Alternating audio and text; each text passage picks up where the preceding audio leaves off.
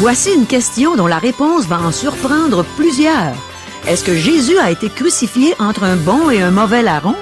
La parole de Dieu va nous donner une réponse étonnante aujourd'hui même à l'émission À travers la Bible.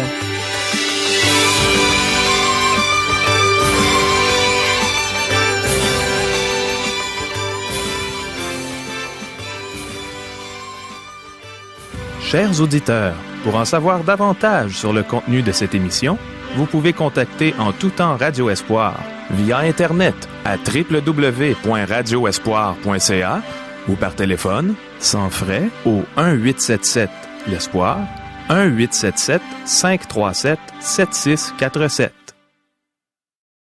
Bonjour, ici Caro. On a des questions dont les réponses vont sûrement mettre beaucoup de lumière concernant l'enseignement qu'on va recevoir aujourd'hui. Voici ces questions. Pouvons-nous voir toute la méchanceté du cœur humain dans le récit de la crucifixion? Est-ce que la crucifixion de Jésus était un meurtre ou un juste jugement?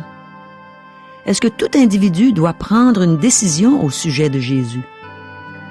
Pourquoi Jésus a-t-il dit aux femmes de ne pas pleurer sur lui alors qu'on le menait vers la crucifixion? Est-ce que nous pouvons tous être libérés du péché? Quelle est la différence entre les deux malfaiteurs qui ont été crucifiés avec Jésus? Que devons-nous faire pour être certains que nous irons au ciel un jour? J'ai bien hâte d'entendre les réponses que le pasteur Régent Joly a trouvées dans les Saintes Écritures à nos questions du jour. Demandons à Dieu de nous amener dans sa présence pendant ce bon enseignement. Prions. Oui, Seigneur, alors que tu vas nous enseigner aujourd'hui, on te demande de nous faire goûter à ta présence, d'entendre ta voix dans nos cœurs. On a besoin de communier avec toi, on a besoin de cette belle relation que tu veux nous donner avec toi. Et on s'attend à toi. Amen. À toi, Régent. Merci, Caro. À la dernière émission, nous avons vu combien Jésus a agonisé au jardin de Gethsémani avant son arrestation. C'est là que fut acquise la victoire sur le péché, car Jésus a accepté d'aller de l'avant avec la crucifixion. Aujourd'hui, nous terminons le chapitre 22 de l'Évangile selon Luc. Jésus est entre les mains des soldats du Sanhédrin, de tous ces chefs religieux. Chers amis, débutons notre lecture de l'Évangile de Luc, chapitre 22, versets 63 à 65. Les hommes qui tenaient Jésus se moquaient de lui et le frappaient. Ils lui voilèrent le visage et ils l'interrogeaient en disant « Devine qui t'a frappé » et ils proféraient contre lui beaucoup d'autres injures. La crucifixion fut un meurtre, car Jésus n'a pas été arrêté et condamné selon la loi. Jésus se trouvait chez Anne, le souverain sacrificateur. Il n'aurait pas dû être arrêté, car il n'y avait pas d'accusation contre lui. Jésus fut arrêté plus tôt que prévu, et le Sanhédrin cherchait un motif pour accuser Jésus. Jésus fut arrêté pour avoir violé la loi mosaïque. Mais en fait, ces juges violaient eux-mêmes la loi, en l'arrêtant et en le jugeant illégalement. Ils n'avaient pas le droit de l'arrêter pendant la nuit, ni de rendre un jugement le même jour que son procès. De plus, le souverain sacrificateur, le grand prêtre, a déchiré son vêtement, ce qui était aussi interdit. Le visage de Jésus ne devait plus être reconnaissable après le traitement qu'il a subi entre les mains des soldats. Il fut traité comme s'il était déjà condamné à mort. Versets 66 à 69. Quand le jour fut venu, le collège des anciens du peuple, les principaux sacrificateurs et les scribes s'assemblèrent et firent amener Jésus dans leur Sanhédrin. Ils dirent, « Si tu es le Christ, dis-le nous. » Jésus leur répondit, « Si je vous le dis, vous ne le croirez pas. Et si je vous interroge, vous ne répondrez pas. Désormais, le Fils de l'homme sera assis à la droite de la puissance de Dieu. » En reconnaissant être le Christ, Jésus pouvait être accusé de trahison envers Rome. Il aurait été considéré comme un individu dangereux par Rome. Le psaume 110, verset 1 dit, « Assieds-toi à ma droite, jusqu'à ce que je fasse de tes ennemis ton marchepied. » Le Christ était le roi des rois et le Seigneur des seigneurs. Versets 70 et 71. Tous dirent, « Tu es donc le Fils de Dieu ?» Et il leur répondit, « Vous le dites, je le suis. » Alors ils dirent, « Qu'avons-nous encore besoin de témoignages? Nous l'avons entendu nous-mêmes de sa bouche. » Ceci fut considéré un blasphème, et le Sanhédrin conclut que cela méritait la peine de mort. Cependant, lorsqu'ils ont conduit Jésus-Christ devant un tribunal romain, c'est une autre accusation qu'ils ont portée contre lui. Luc chapitre 23, versets 1 et 2. Ils se levèrent tous, et ils conduisirent Jésus devant Pilate. Ils se mirent à l'accuser, disant, « Nous avons trouvé cet homme, excitant notre nation à la révolte, empêchant de payer le tribut à César, et se disant lui-même Christ, roi. » Pilate était le gouverneur de la Palestine, établi par Rome. Il venait à Jérusalem pendant la Pâque, afin de garder un œil sur la foule qui venait célébrer la fête. Puisque Pilate n'aurait pas condamné Jésus pour une infraction à leur loi religieuse, ils l'ont accusé de trahison, ce qui était absurde. Verset 3. Pilate l'interrogea en ces termes. « Es-tu le roi des Juifs? » Jésus lui répondit, « Tu le dis. » Imaginez la scène. Un charpentier portant les vêtements de son métier est conduit devant Pilate, car il a été arrêté par l'élite religieuse juive. Pilate lui pose une question qui semble ridicule. « Es-tu le roi des Juifs? » La réponse de Jésus équivalait à dire « oui ». Pilate voulait le relâcher. Versets 4 et 5. Pilate dit aux principaux sacrificateurs et à la foule, « Je ne trouve rien de coupable en cet homme. » Mais ils insistèrent et dirent, « Il soulève le peuple en enseignant par toute la Judée, depuis la Galilée où il a commencé jusqu'ici. » Les chefs religieux accusent Jésus de susciter une révolution et d'être un rebelle. Versets 6 et 7. Quand Pilate entendit parler de la Galilée, il demanda si cet homme était galiléen. Et, ayant appris qu'il était de la juridiction d'Hérode, il le renvoya à Hérode, qui se trouvait aussi à Jérusalem en ces jours-là.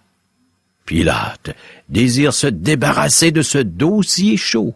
Puisque la Galilée est sous la juridiction du roi Hérode, il fait conduire Jésus à Hérode, qui est justement en ville pour la Pâque. Verset 8. Lorsqu'Hérode vit Jésus, il en eut une grande joie, car depuis longtemps il désirait le voir à cause de ce qu'il avait entendu dire de lui, et il espérait qu'il le verrait faire quelques miracles. Jésus avait déjà demandé aux pharisiens de dire à Hérode, « Allez, et dites à ce renard, voici je chasse les démons, et je fais des guérisons aujourd'hui et demain, et le troisième jour, j'aurai fini. » Luc chapitre 13, verset 32. Hérode désirait depuis longtemps rencontrer Jésus, et il se réjouit devant cette occasion de le faire. Versets 9 à 12. Il lui adressa beaucoup de questions, mais Jésus ne lui répondit rien. Les principaux sacrificateurs et les scribes étaient là et l'accusaient avec violence. Hérode, avec ses gardes, le traita avec mépris et, après s'être moqué de lui et l'avoir revêtu d'un habit éclatant, il le renvoya à Pilate. Ce jour même, Pilate et Hérode devinrent amis, d'ennemis qu'ils étaient auparavant. Voyant qu'il ne tirait rien de Jésus, Hérode se moque de lui et le renvoie à Pilate.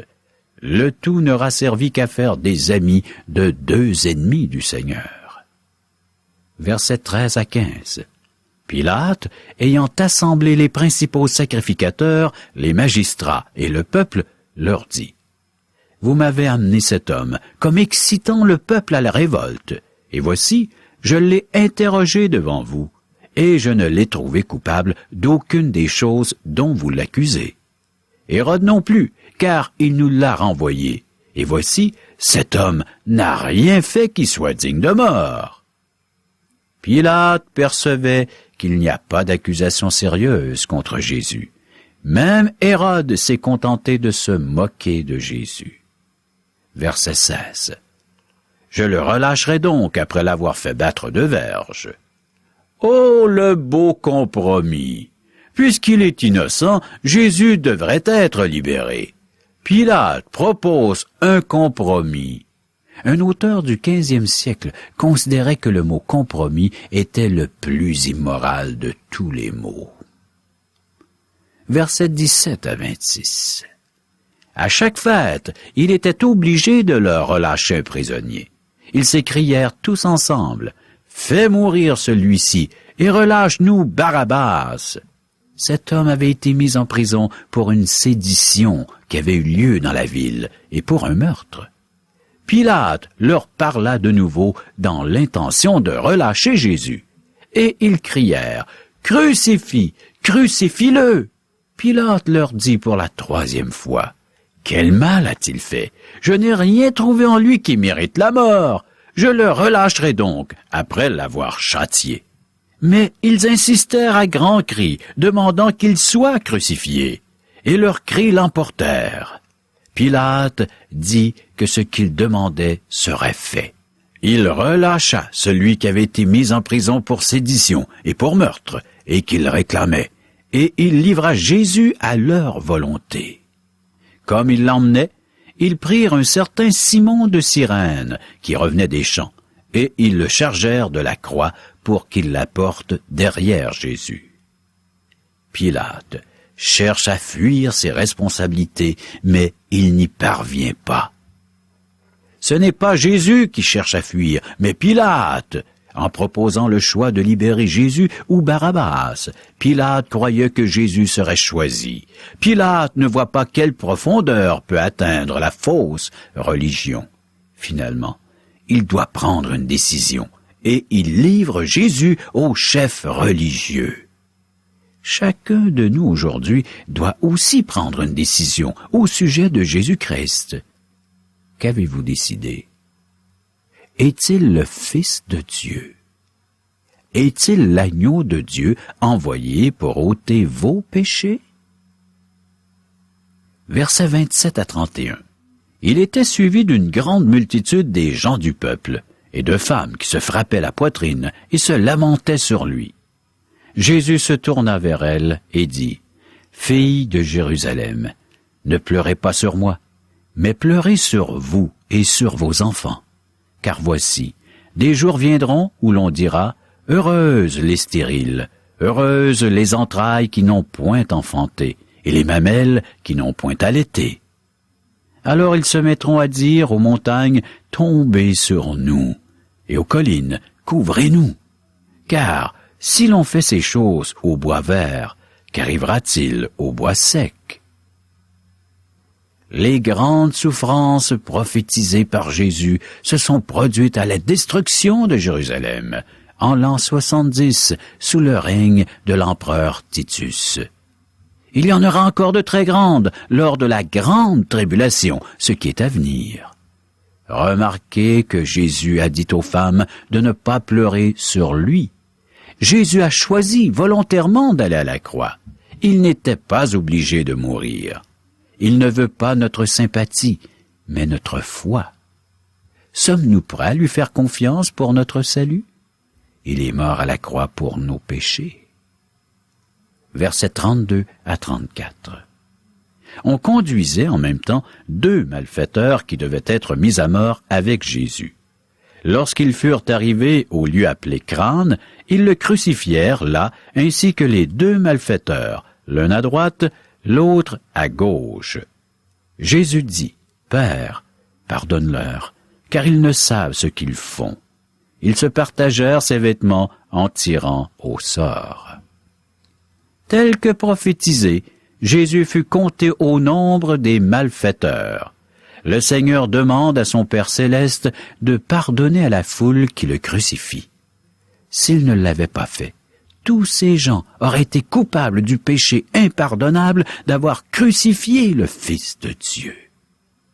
Verset 35. Le peuple se tenait là et regardait. Les magistrats se moquaient de Jésus, disant « Il a sauvé les autres, qu'il se sauve lui-même, s'il est le Christ, l'élu de Dieu. » Si le Seigneur était descendu de la croix, il n'aurait pas été le Christ. Il n'aurait pas accompli la prophétie d'Ésaïe 53, verset 8. Il a été enlevé par l'angoisse et le châtiment, et parmi ceux de sa génération qui a cru, qu'il était retranché de la terre des vivants et frappé pour les péchés de mon peuple. Parce que Christ a accepté de demeurer sur la croix, nous pouvons être libérés du péché, la grande plaie de l'humanité. Versets 36 à 38. Les soldats aussi se moquaient de lui, s'approchant de lui, présentant du vinaigre. Ils disaient « Si tu es le roi des Juifs, sauve-toi toi-même !» Il y avait au-dessus de lui cette inscription « Celui-ci est le roi des Juifs ». L'inscription était en grec, la langue de la littérature et des gens instruits. En latin, la langue du pouvoir politique, et en hébreu, la langue des personnes religieuses. Lorsque Christ établira son royaume, il sera un chef politique, un chef instruisant son peuple et un chef spirituel. Il sera le chef. Versets 39 à 41. L'un des malfaiteurs crucifiés l'injuriait, disant « N'es-tu pas le Christ? Sauve-toi toi-même et sauve-nous » Mais l'autre le reprenait et disait « Ne crains-tu pas Dieu, toi qui subis la même condamnation? Pour nous, c'est justice, car nous recevons ce qu'ont mérité nos crimes, mais celui-ci n'a rien fait de mal. » Matthieu et Marc nous racontent qu'au début, les deux malfaiteurs se moquaient de Jésus. Mais Luc nous apprend que l'un d'eux fut touché. Il se rendit compte que Christ était le Fils de Dieu et qu'il mourait pour ses péchés. Versets 42 et 43. Et il dit à Jésus, « Souviens-toi de moi quand tu viendras dans ton règne. » Jésus lui répondit, « Je te le dis en vérité, aujourd'hui tu seras avec moi dans le paradis. » Ce criminel, qui a reconnu lui-même mériter sa peine sévère et cruelle, s'est retrouvé au ciel avec le Seigneur Jésus le jour même. Ce malfaiteur était un homme méchant. Il ne fut pas sauvé par ses œuvres, mais parce qu'il a mis sa confiance en Jésus-Christ. Cet homme a cru que le Seigneur Jésus établirait son royaume après sa mort. Le Seigneur a confirmé à l'homme qu'il serait au paradis le jour même. Ces deux malfaiteurs ont été arrêtés, jugés et condamnés pour le même crime. Ils ont reçu la même peine qui était en train de se faire exécuter. Quelle était la différence entre ces deux hommes? Aucune.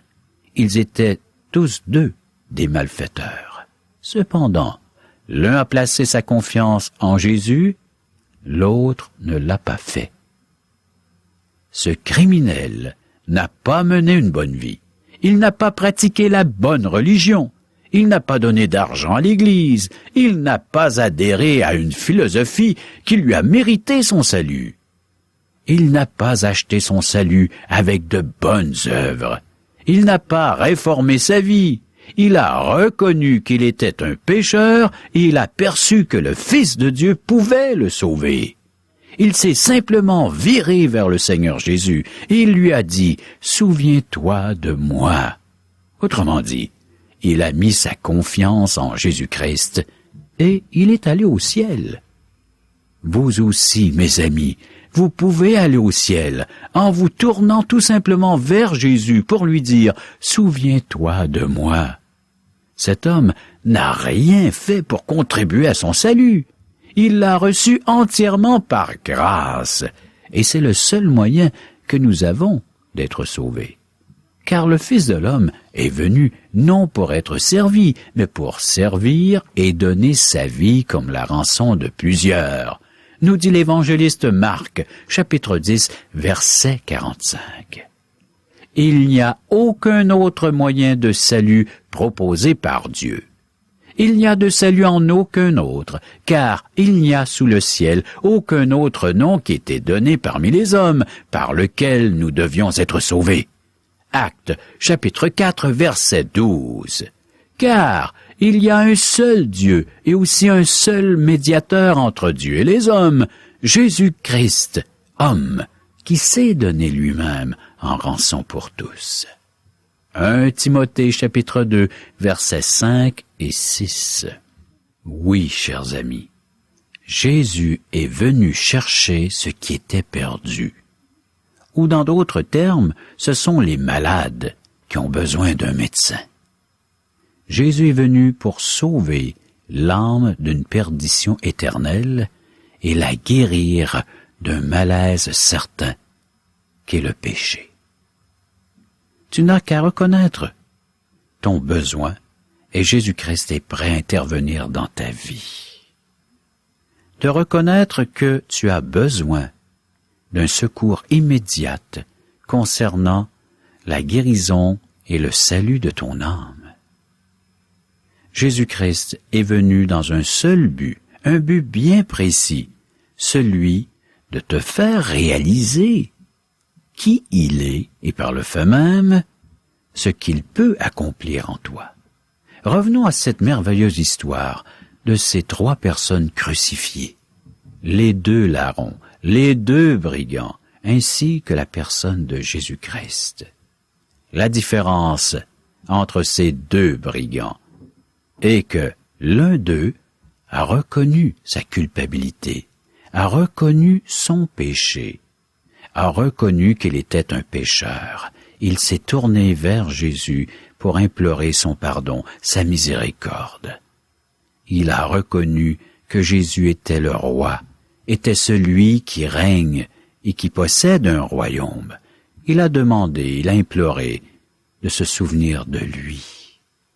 Et toi, présentement, es-tu prêt à reconnaître que tu es, comme cet homme, aux prises avec la nature pécheresse, qui se manifeste par le péché, sous toutes ses formes, dans ta vie, et de te tourner vers Jésus, le seul qui peut te donner une assurance que tes péchés sont pardonnés, effacés, oubliés à jamais, et d'avoir également la certitude et l'assurance et la paix qu'une place t'est réservée dans le paradis, dans la demeure de Dieu, à partir de maintenant.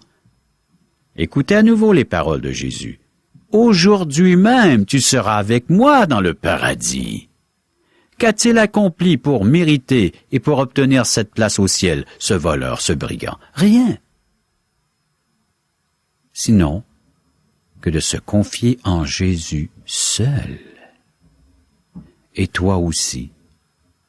C'est le seul pas, le seul acte que Dieu attend de toi, c'est que tu acceptes Jésus-Christ, que tu le reconnaisses pour ce qu'il est, le Sauveur du monde, ton Sauveur, celui qui est venu te libérer, t'apporter la guérison de ton âme et la délivrance de la perdition éternelle, afin que tu n'aies plus à subir ce sort, mais que maintenant tu puisses être en harmonie avec ton Créateur et profiter déjà, dans ton moment présent, dans cette vie ici-bas, de la présence du ciel, de la présence du paradis, de celle du Seigneur Jésus-Christ.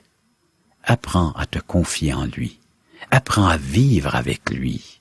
Apprends que, avec lui, tu peux accomplir des choses merveilleuses, des exploits même dans ta vie, des choses inimaginables, des choses que tu n'aurais jamais pensé pouvoir accomplir, mais parce que Christ fait partie de ta vie, si tu as placé ta foi en lui. Tout est possible avec celui qui croit en Jésus-Christ. Chers amis, prochaine émission, Luc 23, verset 44 à Luc 24, verset 7. Oh, merci beaucoup, Régent. Quand j'étais jeune, je pensais que Jésus avait été crucifié entre un bon larron et un mauvais larron. C'est peut-être ce que vous pensiez aussi avant d'entendre ce que la parole de Dieu nous a enseigné aujourd'hui à ce sujet. Il y a quelques années, j'ai composé un chant à propos de cette histoire. À cette période de ma vie, je savais déjà que les larrons, c'est-à-dire les malfaiteurs, étaient tous les deux des méchants. Et comme on a pu le constater aujourd'hui, la seule différence entre les deux, c'est le fait que l'un d'eux s'est reconnu coupable et s'est rendu compte que Jésus était le Fils de Dieu et qu'il mourrait pour ses péchés. Et je suis touchée chaque fois que je lis ou que j'entends quelqu'un citer les paroles que Jésus lui a dites quand il a dit « Aujourd'hui même, tu seras avec moi dans le paradis ». Quand je lis ce passage, il me semble d'entendre la voix du Seigneur qui dit « Caro, tu seras avec moi dans le paradis ». Et je suis certaine qu'un jour, je vais être avec Jésus dans le paradis. Il y a une chose intéressante concernant ces deux malfaiteurs que je n'avais pas vue quand j'ai composé mon chant. C'est que dans l'évangile de Luc, on a lu aujourd'hui que l'un des deux malfaiteurs injuriait Jésus. Mais Régent a mentionné il y a quelques minutes que les deux malfaiteurs ont insulté Jésus. On peut voir ça dans l'évangile de Marc, au chapitre 15, verset 32. Mon ami, as-tu pensé à ça? Il n'y avait pas un bon larron et un mauvais larron. Les deux hommes avaient mené une mauvaise vie. Ni l'un ni l'autre ne méritait d'aller au paradis. Mais seulement l'un d'entre eux s'est reconnu coupable, pécheur. Il a réalisé que Jésus, le Fils de Dieu qui mourait sur la croix, était venu pour sauver les pécheurs perdus. Il a mis sa confiance en Jésus seul pour le pardon de ses péchés. Il lui a demandé de se souvenir de lui quand il entrerait dans son règne. Quelle belle profession de foi! Et ce qui est réellement frappant dans ce récit, c'est que le malfaiteur qui s'est repenti n'a pas eu le temps de faire des bonnes œuvres. Il n'a même pas eu le temps d'adhérer à une religion ou de réformer sa vie.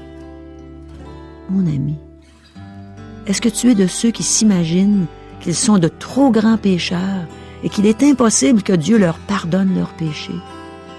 Viens à la croix de Jésus. C'est pour toi qu'il est mort sur la croix. Il a pris ta condamnation sur lui. Jésus, le Fils de Dieu, Dieu fait homme, a payé ta dette en entier. Et en ce moment, il frappe à la porte de ton cœur. Il veut te pardonner. Il est plein de miséricorde, de pardon pour toi. Il veut te donner la vie éternelle. Crois-tu en lui? Crois-tu en Jésus? Crois-tu que Jésus est le Fils de Dieu, qu'il est Dieu fait homme et qu'il a payé ta dette? Demande-lui de te sauver maintenant. Repens-toi, détourne-toi de ta vie de péché. Peu importe quels sont tes péchés, c'est entre toi et Dieu. Mais repens-toi et reçois le don gratuit de la vie éternelle.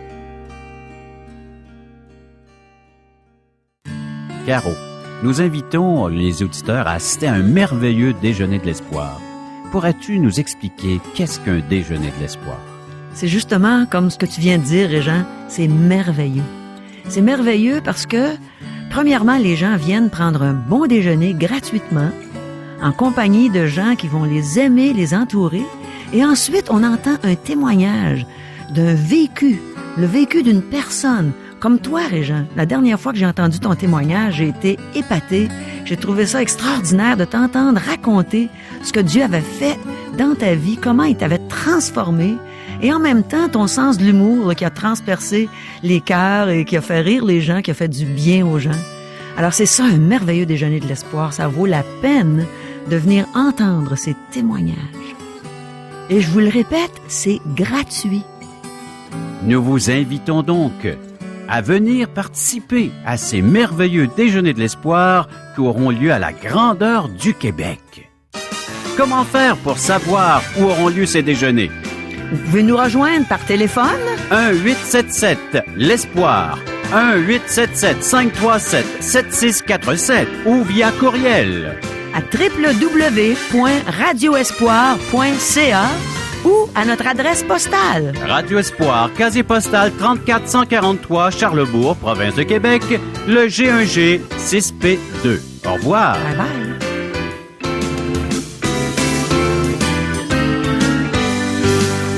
Cette émission vous a été présentée par Radio Espoir.